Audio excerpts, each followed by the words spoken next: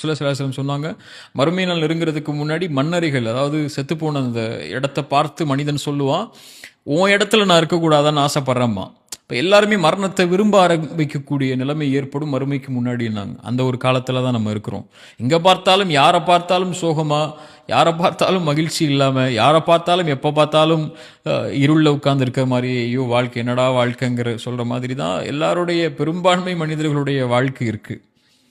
அதில் அப்படி இருக்கக்கூடிய நேரத்தில் அதுலேருந்து வெளியே ஓடுறதுக்குள்ள காரியங்களை நோக்கம் இல்லாதவங்க, வாழ்க்கைக்கு எதுக்காக வந்திருக்கோம், எதை நோக்கி நம்ம போகிறோம், நமக்குன்னு ஒரு வாழ்க்கை இருக்குது இதுக்கப்புறம்ங்கிற எண்ணம் இல்லாதவர்கள் எடுத்துக்கொள்ளக்கூடியது என்ன, ஸ்ட்ரெஸ் ஆகிட்டாங்களா, அல்லது அவங்க வாழ்க்கையில் எதிராக ஒன்று தோத்துட்டாங்களா, நீங்கள் சொல்லுங்கள், லவ் பிரேக்கப் ஆகிடுச்சா, என்ன செய்வாங்க, போய் மது குடிப்பாங்க, போய் சிகரெட் அடிப்பாங்க, போய் போதை பழக்கத்துக்கு அடிமையாவாங்க, அல்லது தன் வாழ்க்கையே முடிஞ்சு போச்சுன்னு சொல்லி எதுவுமே செய்யாமல் ஸ்ட்ரெஸ்ன்னு சொல்லிட்டு ஸ்ட்ரெஸ்ஸாக இருக்கேன்னு சொல்லி இருட்டில் உட்காந்துருப்பாங்க.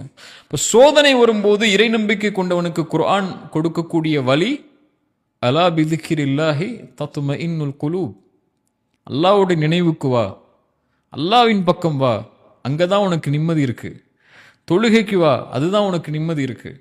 உனக்கு இந்த உலகத்தில் சிரமங்களை தாண்டி சோதனைகளை தாண்டி நிற்க முடியலையா, சுஜூதில் விழுந்து ரப்புக்கு முன்னாடி அல்லாஹ்வுடைய நினைவில், அலா பிதிக்ரில்லாஹி தத்மஇன்னுல் குலூப், அவனுடைய நினைவில் தான் உன்னுடைய உள்ளத்துடைய அமைதி இருக்குது. இப்போ அல்லாஹ்வுடைய அமைதியை நோக்கி தான், அல்லாஹ்வுடைய நினைவை நோக்கி தான் சோதனையிலிருந்து வெளியே வரணும்னா யார் நாடுனா முடியும், இந்த ஸ்ட்ரெஸ்லேருந்து வெளியே வரணும்னா யார் நாடுனா முடியும், யாருடைய கையில் இந்த இருளை, என் வாழ்க்கையில் இருக்கக்கூடிய இந்த இருளை வெளிச்சமாக்க முடியும், எனக்கு இருக்கக்கூடிய சிரமங்களை நீக்க முடியும், அல்லது இதை விட சிறந்த ஒன்றை அல்லாஹ் எனக்கு கொடுக்க முடியும், யார் கொடுக்க முடியும், அல்லாஹ். அவனின் பக்கம் தான் போவான்.